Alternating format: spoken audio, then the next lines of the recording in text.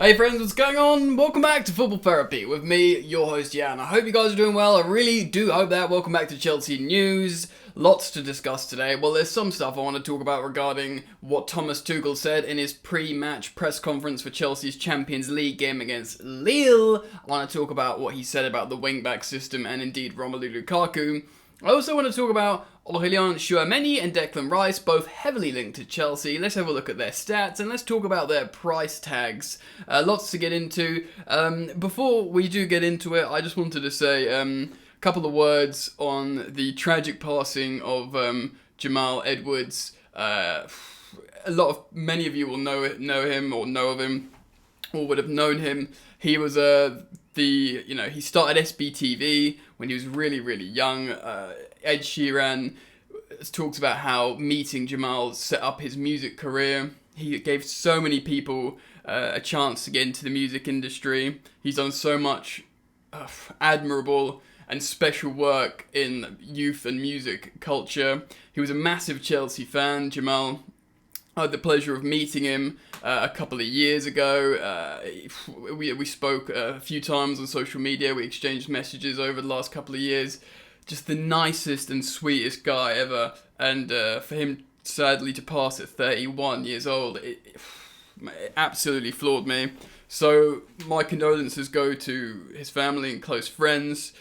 He leaves a profound legacy. Here on planet Earth, he had such a great effect. Anyway, I just wanted to, salute him essentially. But let's talk about football. Let's talk about Chelsea. And let's start off with what Thomas Tuchel said in his pre-match presser. We'll leave Declan Rice and Tchouaméni to the end of the video because that's going to be pretty interesting, I think. I'm going to compare the numbers with you guys and we can see and talk about who would be more appropriate to sign for the Chelsea midfield because it does kind of sound like more and more one or two of our midfielders could go or would be going in not too long anyway. So let's talk about what Thomas Tuchel said. He was questioned a lot about the wing-back system as well as Romelu Lukaku. Now, the wing-back system actually came from a Lukaku question as well because Lukaku is yet to play with both of them in the team, I believe. I think so, which is an incredible stat if true.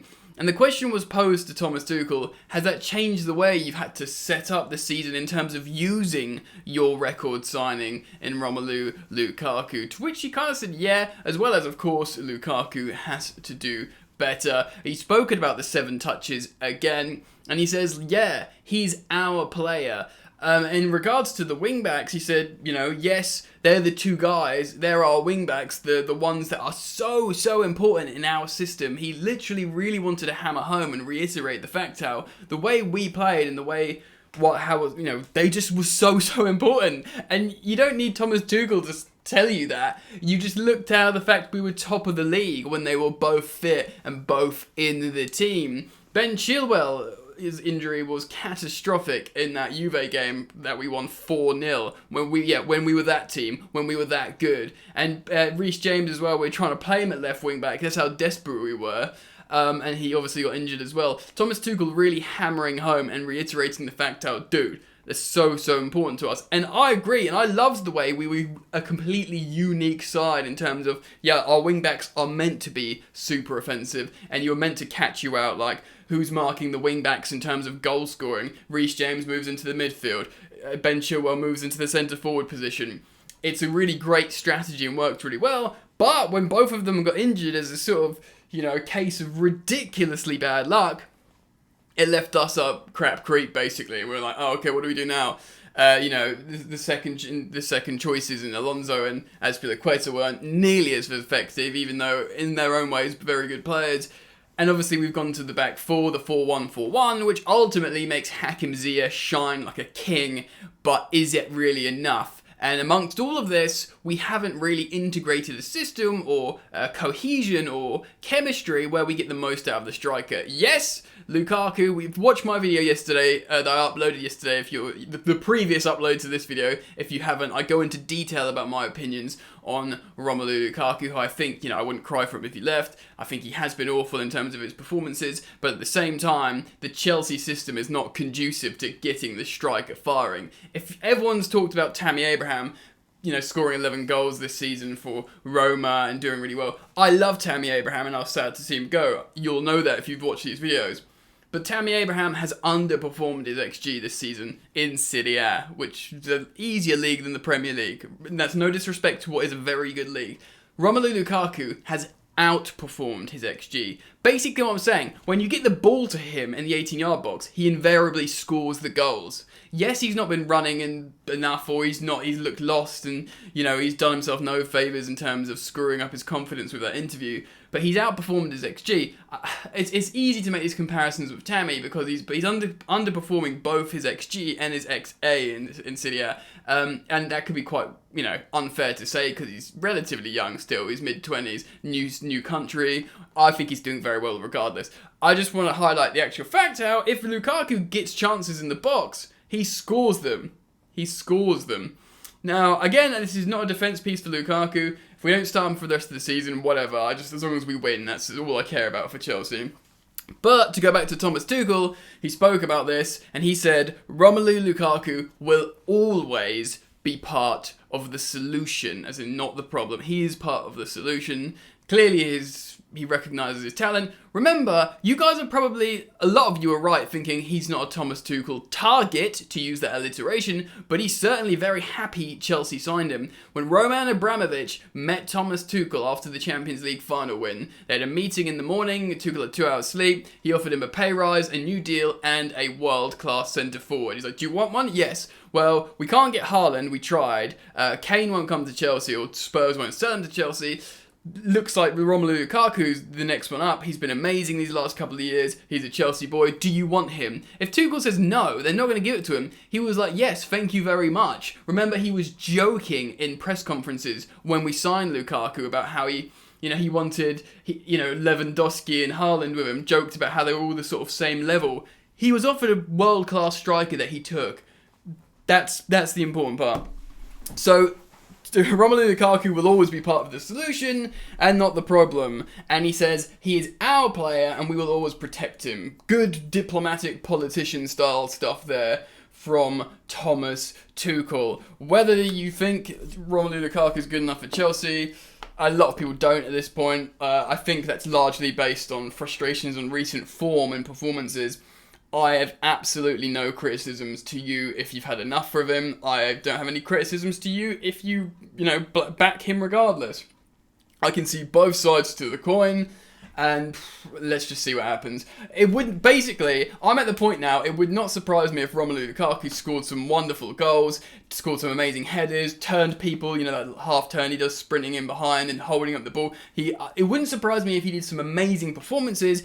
In the same way, it wouldn't surprise me if he did some awful performances. And the thing is, you want consistency, and that's not conducive to Chelsea.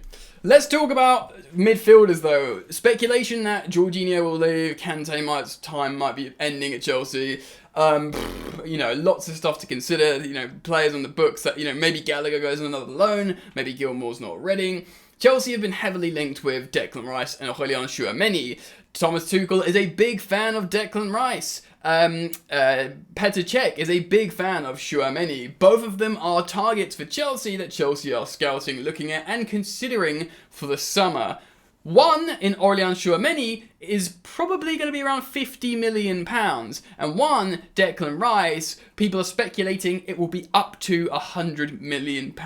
Now, Tchouaméni, I don't think he'll have that long left on his deal. Real Madrid won him, so you'd understand why it cost a bit. Declan Rice is having a sensational season. He's one of the first names on the team sheet for England. He's the captain of West Ham at 23 years old. He's a very impressive young man. If you watch him on the overlap with Gary Neville, I suggest you do that. He just seems like he's built for succeeding in football, and certainly in the English football climate, in the Premier League, in a decent team in West Ham, not amazing, decent, he looks like one of the best players in the league. Now, does that mean we should blindly go for him? Not if he's going to cost loads of money. And it's, Aurélien Tchouaméni is also one of the most, he's being scouted by Real Madrid. Do you know what I mean? So is Declan Rice apparently, is wild. But I want to look at FB Ref here. and compare them. I've got both their scouting reports. Tchouaméni is 22, Declan Rice is 23. He's basically a year older. Of course, both pretty much a similar age. Now, if you let's have a look here. If we look at the shooting stats of Tchouaméni, and it's important to also remember and consider at this point that Tchouaméni is playing in the 5th strongest league in European football, and Declan Rice is playing in the strongest league, the 1st. So that is important to consider as well. Tchouaméni's shooting stats, I mean, he's playing as a proper CDM over for Monaco, like 0.5 goals per 90, which is actually for CDMs all around Europe in the bottom 45 percentile.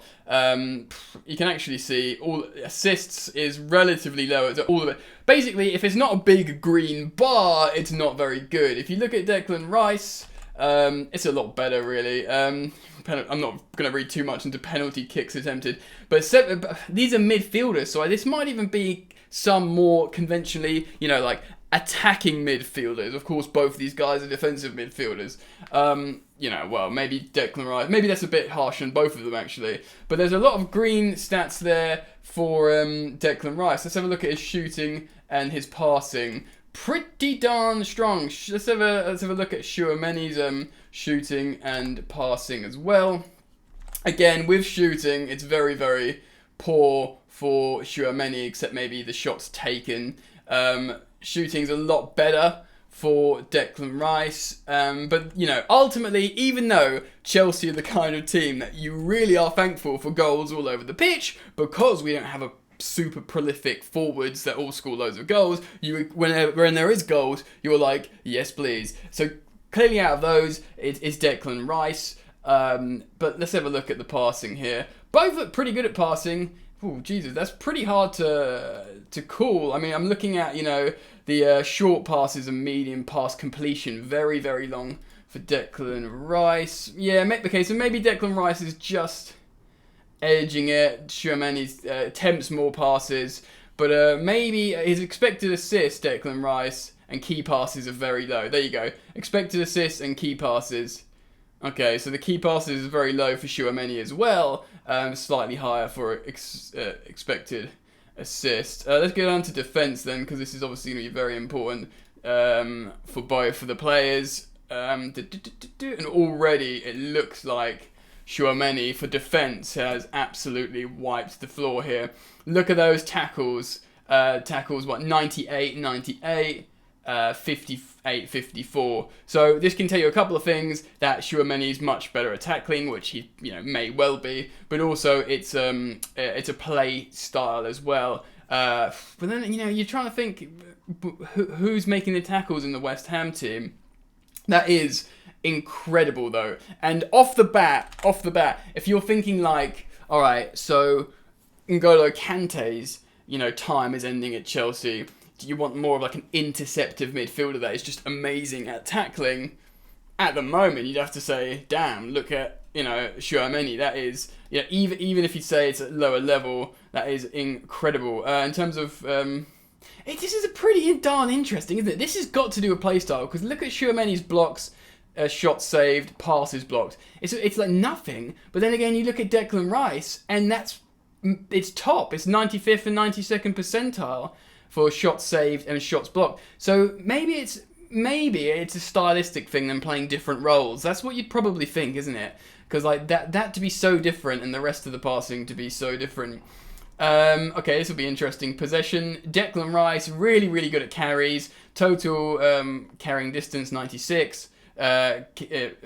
Progressive, 97. Progressive carries, really incredible for carries. And yes, I mean, it's still quite good with Tchouaméni, but not quite what Declan Rice is packing here. So it's pretty interesting, really. What we're seeing there is Tchouaméni better in tackling or playing in a system that does more tackling. Declan Rice more responsible for blocking and progressive carries up the pitch. Declan Rice probably better for attacking stats like assists and goals. But Tchouaméni is very robust. Both amazing players. For me, if I could choose one, I would choose Declan Rice because I like I know more about his character. Je parle un peu de français, mais pas suffire to comprendre the character. I don't know enough French to listen to the character of Tchouaméni and think, I like this kid. I love Declan Rice, and I like how he's performing in the Premier League. But, you know, it's not my money. If you could say Chelsea could buy one now, I would personally buy Declan Rice. But at the same time, if Chelsea bought Tchouaméni, I would just be over the moon as well, because he's one of these European elite players that look incredible. What do you think, though? Comment down below. Let me hear your thoughts, feelings, and opinions. Let me know if you like this kind of video where I looked at the stats, and if you enjoy that kind of thing. Guys, please do drop a like, subscribe if you're new, enjoy the football, and I'll see you later. You ain't so tough with that bad boy talk. I'ma get it how I'm living, I'ma walk the walk. Outline my lines, I rap through thought. Body bag the verse, outlined in chalk. In my life seen trouble, hustle on the double. Silence on the trigger like my pick got a muzzle. Yo chick like to guzzle.